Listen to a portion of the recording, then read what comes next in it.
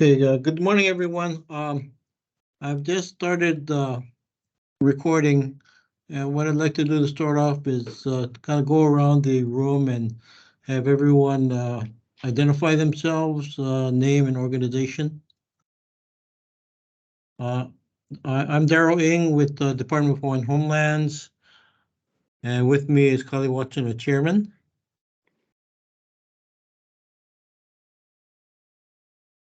You want to call it? Let's see. Scott.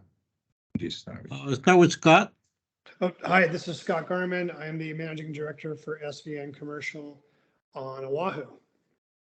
Thank you. Kamanao. Aloha, this is coming out Mills from Kamehameha Schools. Nice to be here. And looks like a couple others from Kamehameha Schools there. Aloha, it's Michelle Swartman. Go ahead, Kel. I'm sorry, go ahead, Michelle, go. Aloha, everybody. It's Michelle Swartman, also from Kamehameha Schools in the commercial real estate. Hello, everyone. Calvin Mann, also with Kamehameha Schools, also with commercial real estate.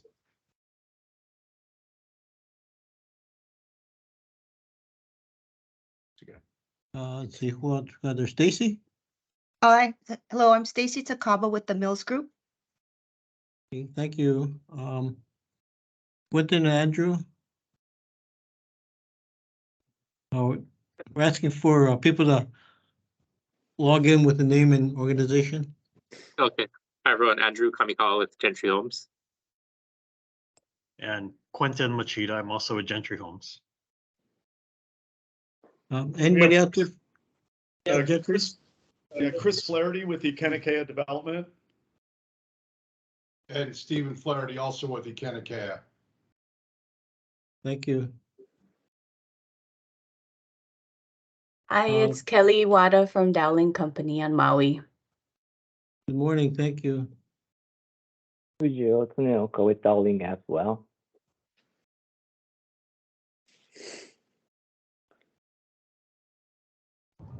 Let's see who else we got there. Aloha, I'm Mahealani Kamal with Nakoa Development. Thank you. Good morning. Good morning.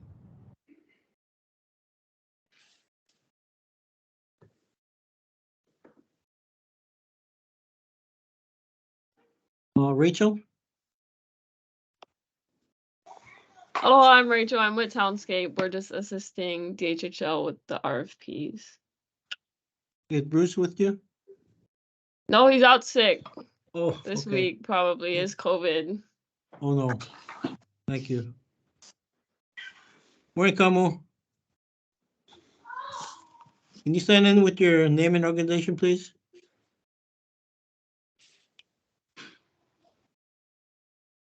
Kamu, you're on mute. Can you sign in with your name and organization? Okay, I will. Yeah, we hear you now.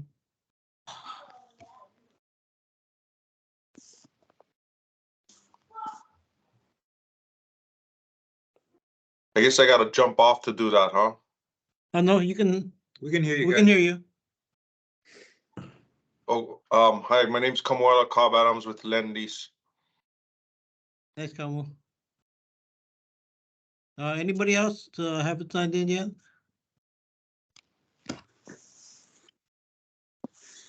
Hey, aloha kako. This is Kahanu with Nakoa Development. Thank you. Good morning.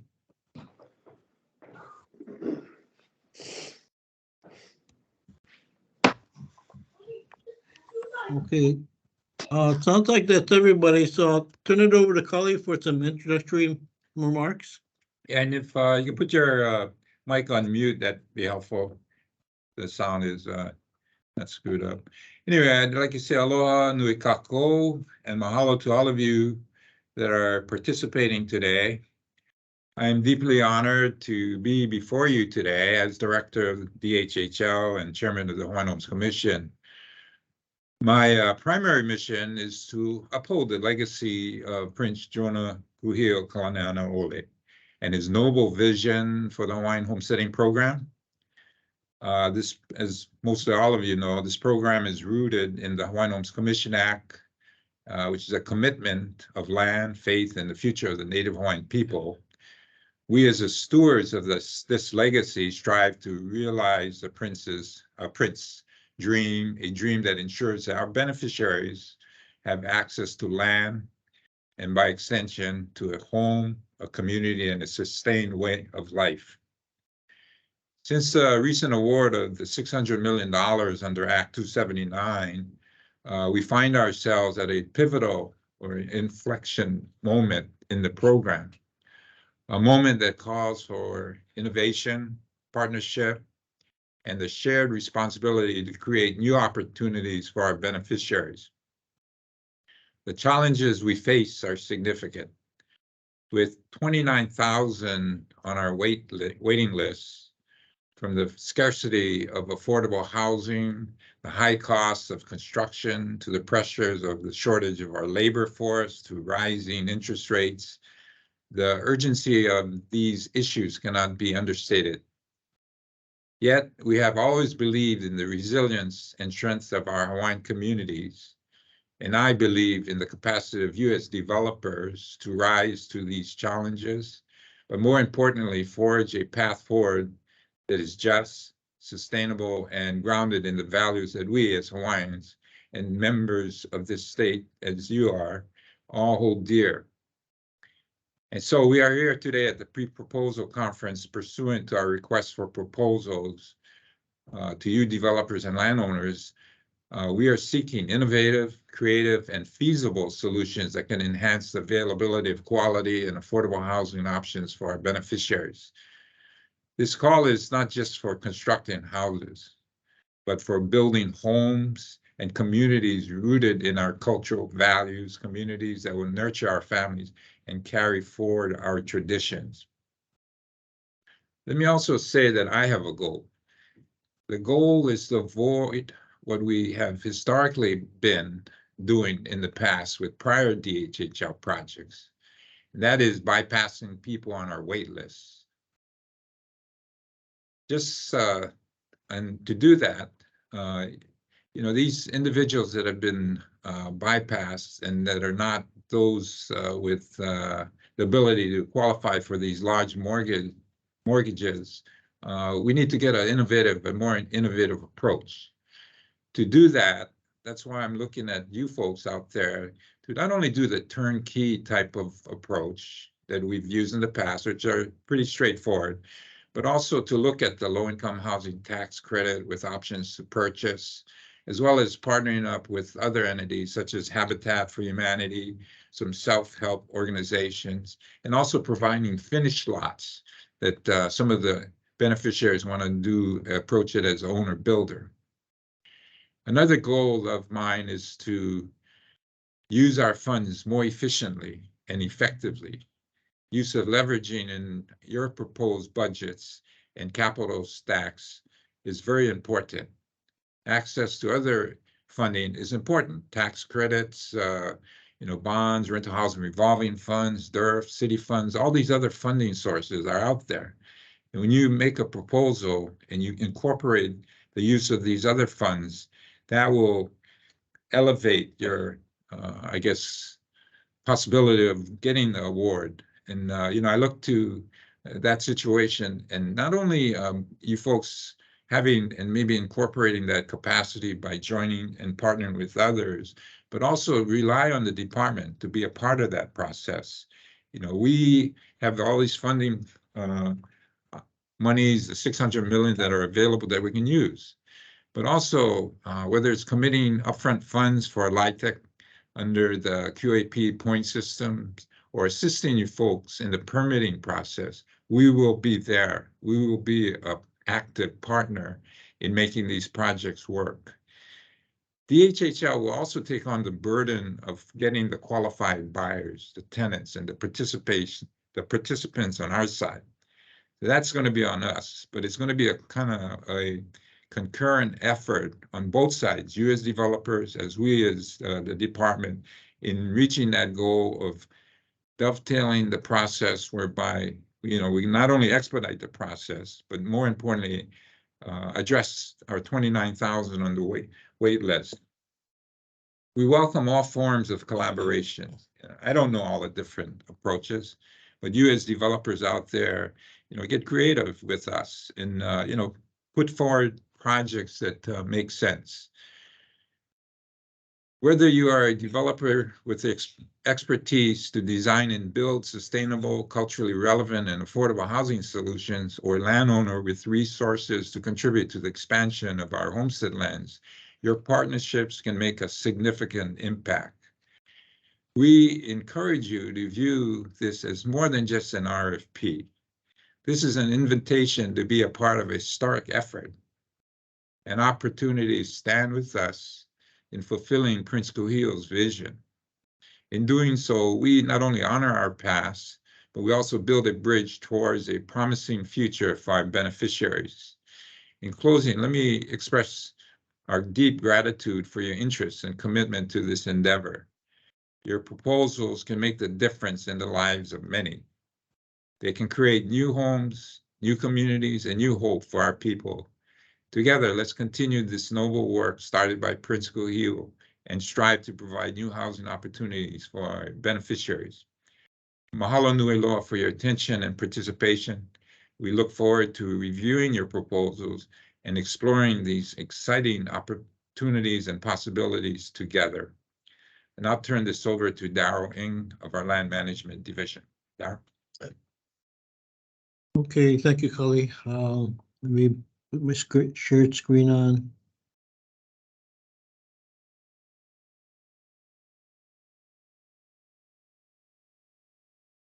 Okay, again, this is our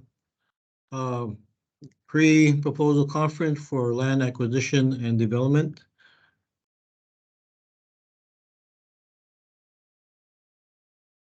Scope of work for this project is to offer real property for acquisition by the department and offers to develop that property. The offers may include a proposal only for acquisition. DHHL may accept more than one submittal.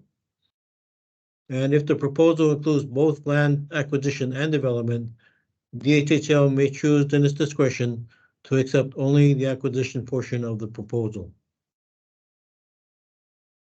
By way of background, as Kali mentioned, Act 279 of the state legislature 2022 appropriated $600 million in funds to address the needs of those on the DHHL waitlist and those beneficiaries still waiting to get on the land. In addition, the U.S. Congress appropriated $22.3 million for fiscal year 2022 for Native Hawaiian Housing Block Grant Program as authorized under NAHASDA.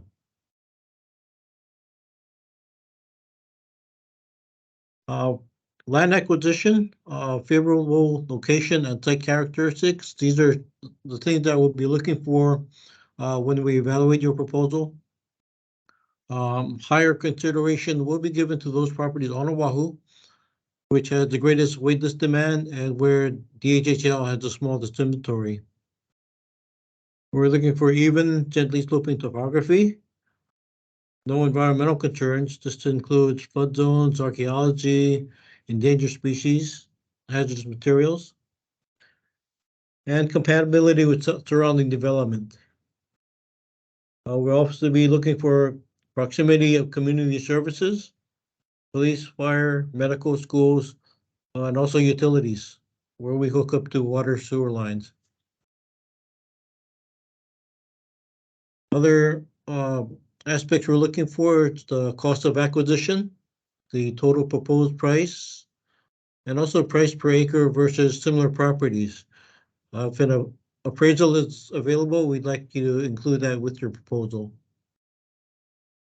We're also looking at current zoning. DHHL has the ability to declare what zoning we're going to develop under. So if it's agricultural, we can skip over both land use as well as city and county zoning processes to make those available for residential uses.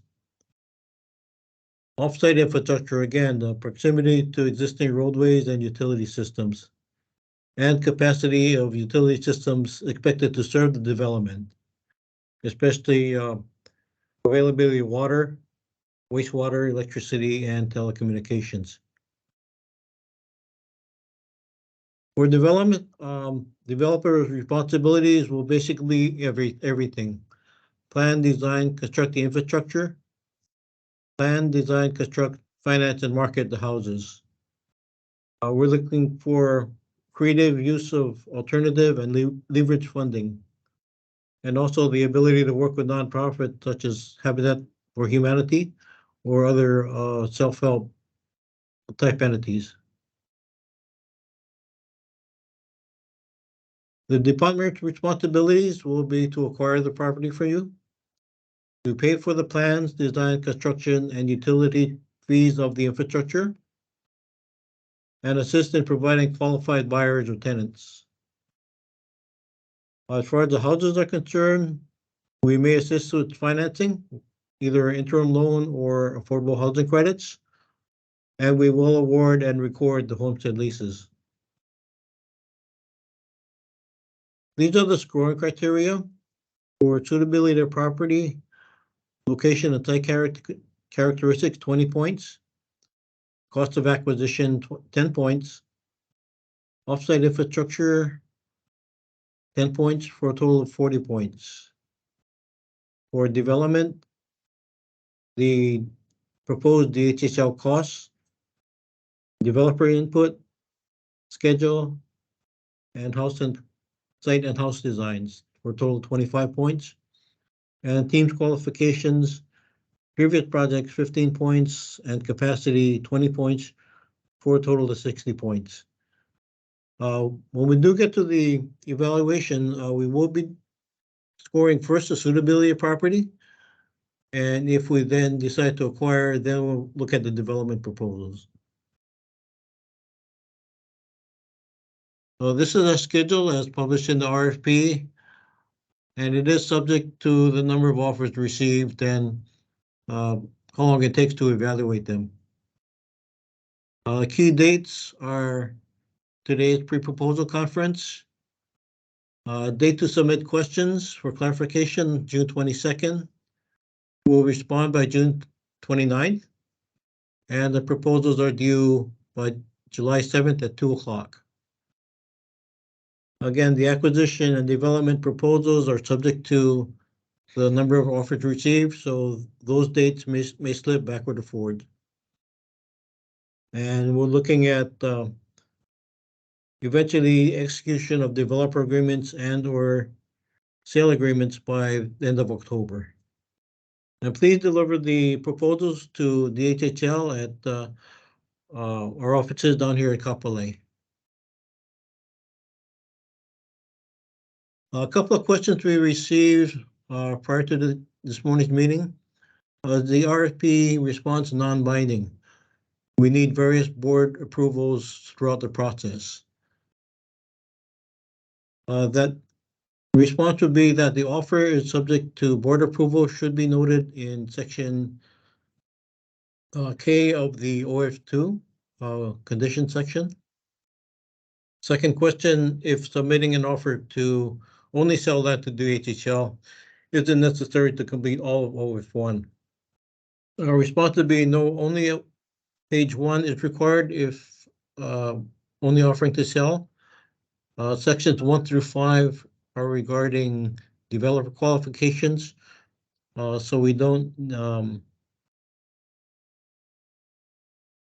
So we need those only if the proposal includes an offer to develop the land. And with that, I'll open the floor to other questions.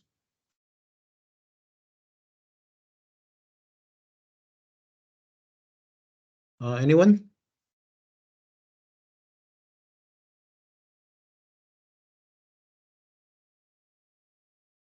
Guess we had a really good explanation right there. Pretty amazing guy.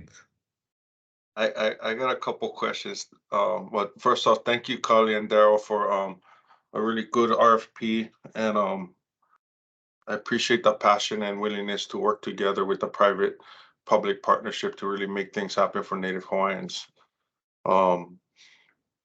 My first question is doing with the affordability. How does DHHL determine which units would qualify for affordable housing credits if you're the developer?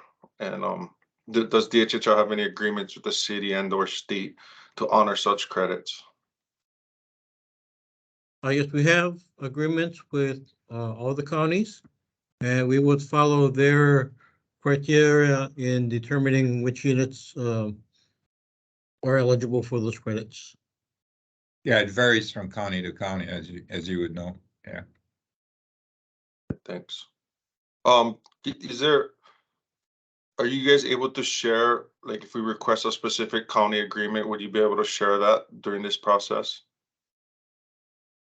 Yeah, that's considered public information. We can we will post it to everyone. I'll see if I can compile them and add it to the addendum for everyone's information. Thank you.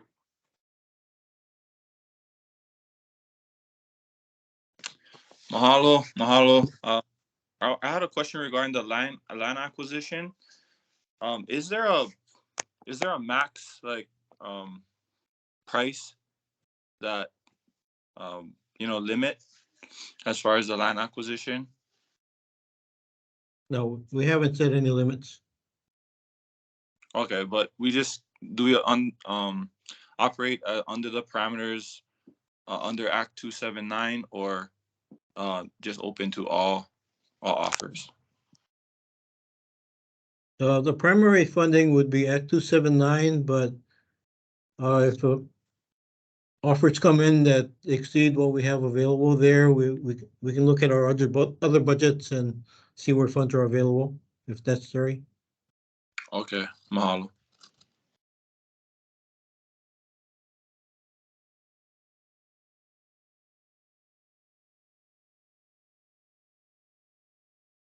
Anyone else?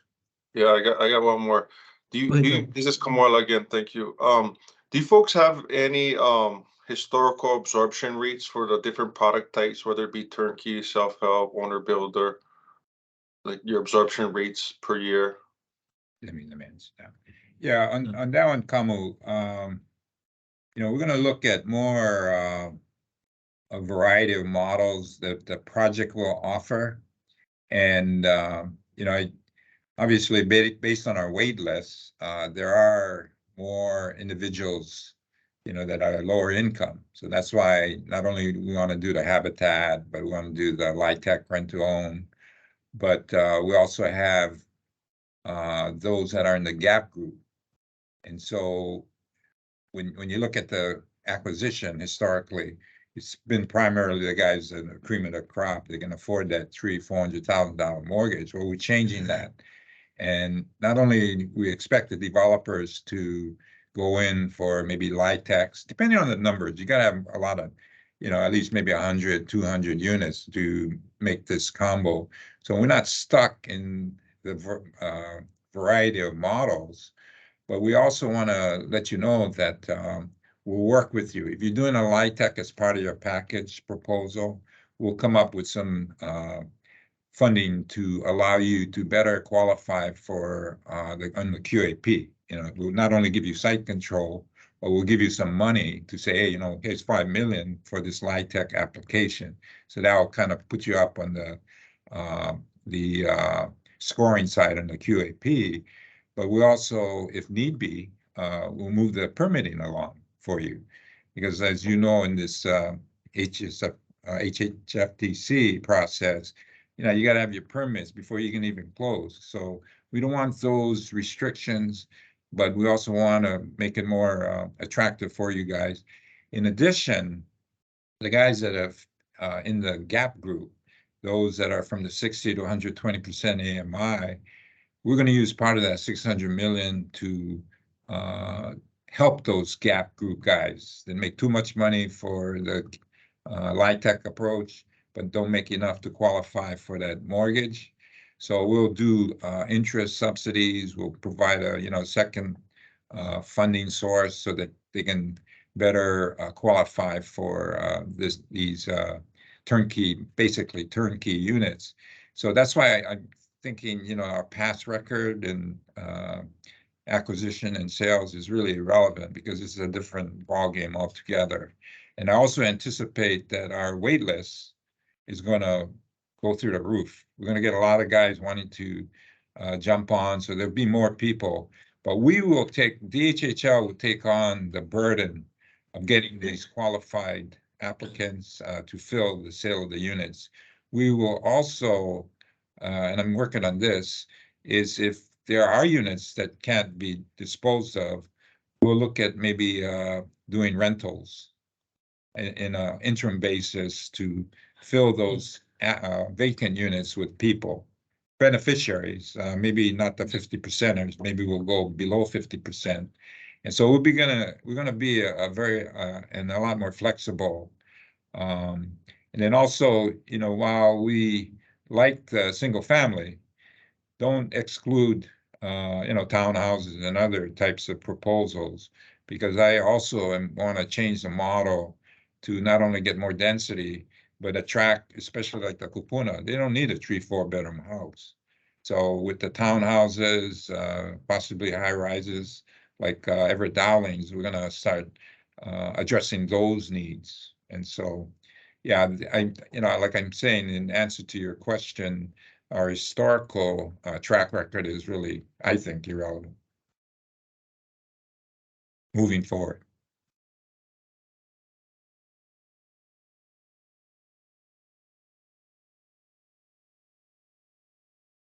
Yeah, I appreciate that. My spin is when I look at the proposal scoring, we want to put it's hard to put together pricing when we don't know. I guess it would be interesting. How do I submit a proposal for a partner when I don't know what type of partnership we're gonna have? So it's hard to for me to get the scoring. I'm trying to. So anyways, I understand what you're saying. I'll figure it out, but thanks. Kamo, as far as the scoring is concerned, this isn't like other RFPs where we'll be comparing the various proposals against each other. It's more a pass-fail sort of situation where if we like your ideas, your other proposals, we'll go with it. And as I mentioned in the beginning, we can select all or none. So just give it your best shot, and you know we can always negotiate the prices and housing mixes. Thank you. Appreciate it. Yeah, that's a good point. Thanks.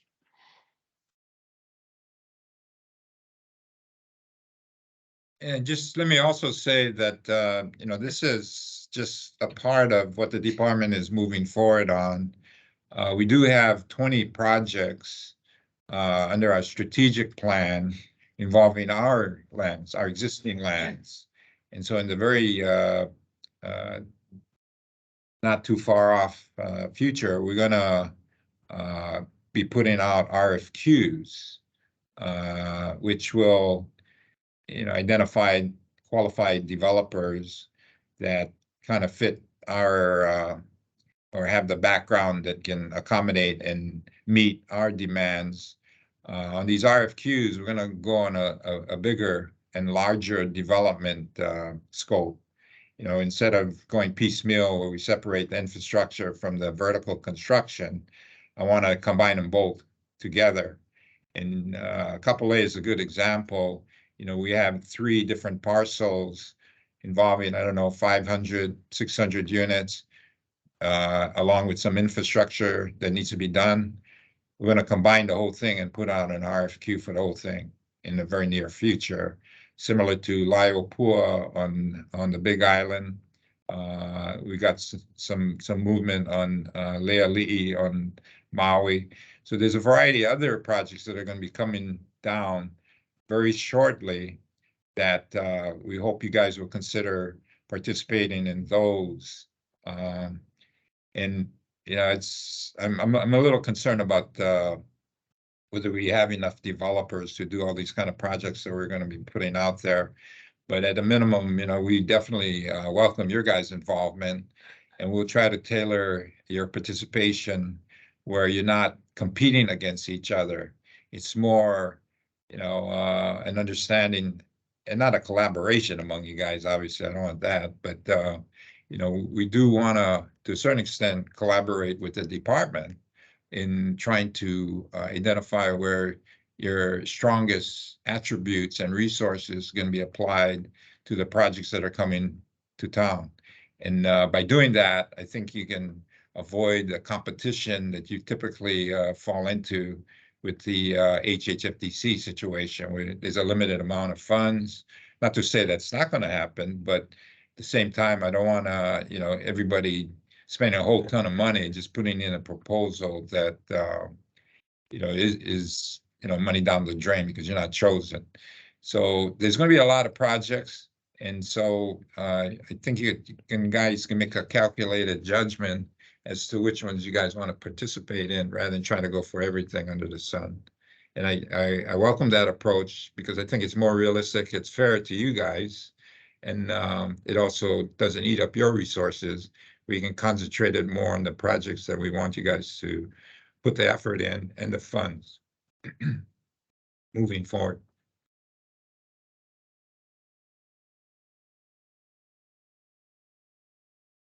One last question. I noticed in the RFP that the assumption is to not the DHHL. We don't want to go after that exemption for GET. And I know that's been a practice in the past, especially for affordable housing, and it can make millions of dollars, right, in savings trying to achieve affordability. I'm wondering how come, why is that? I'm just wondering. I'm not aware of that. Yes, we've had some, I guess there's some new policies at HHFDC on what criteria Hawaiian Homes gives to them to certify those GET applications. So until we get that straightened out with HHFDC, we need to have you include that amount in the proposals. And if we can, once we resolve, then we'll start processing the applications again.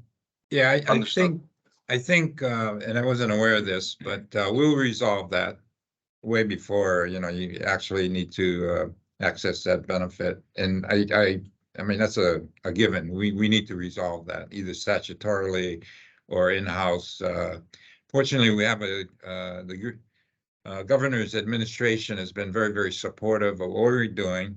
And so I anticipate us being able to, whoever is overseeing that particular part of the process will be working with and resolving that pretty quick in a timely fashion.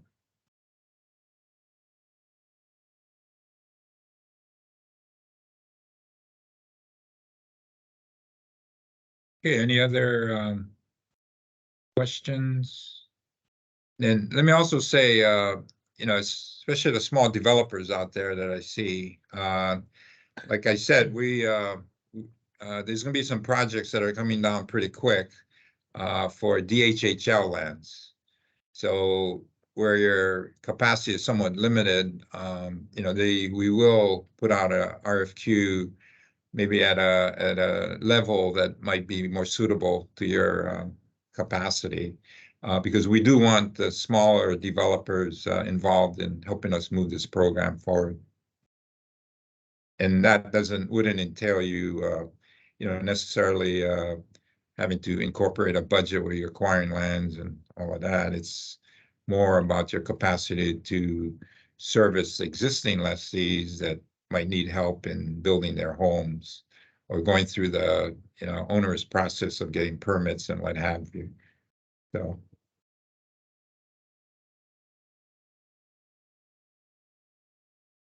Anything else? You guys can submit questions to the department, and we'd be happy to answer them. And all of these responses to the questions, as well as this, will be available for you guys to look at. If you have additional questions, there's my email and phone numbers. Call them in or email them to me, And we'll publish addenda with all the questions and responses. Okay. Anyway, I'd like to thank all of you for participating today. We look forward to working with you guys and getting some good things going. Aloha. Thank you all. Mahalo kako. Mahalo. Thank you. Thank you. Mahalo.